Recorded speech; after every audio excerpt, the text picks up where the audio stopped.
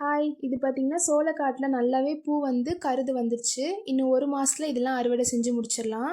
எங்க தோட்டத்துல வந்து ஒரு மரத்துக்கடியில சாமி வச்சிருக்கோம். அந்த சாமிக்கு வந்து அமாவாசைங்கிறதுனால சாமி கும்பிட போயிருந்தோம்.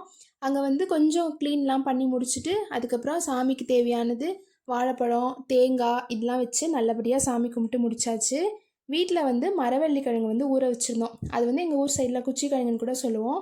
நீங்க என்ன சொல்லுவீங்கன்னு சொல்லிட்டு மறக்காம கமெண்ட் பண்ணிட்டு போங்க. இத வந்து தோல்லாம் எடுத்துட்டு தண்ணியில போட்டு நல்லா வேக வச்சிடலாம். உப்பு கொஞ்சம் ஆட் பண்ணிக்கோங்க வேக வைக்கும்போது.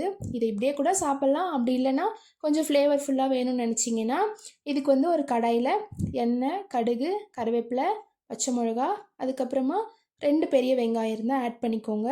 கூட வந்து கொஞ்சமாக சால்ட்டும், கொஞ்சம் மஞ்சத்தூள் வந்து ஆட் பண்ணிக்கோங்க.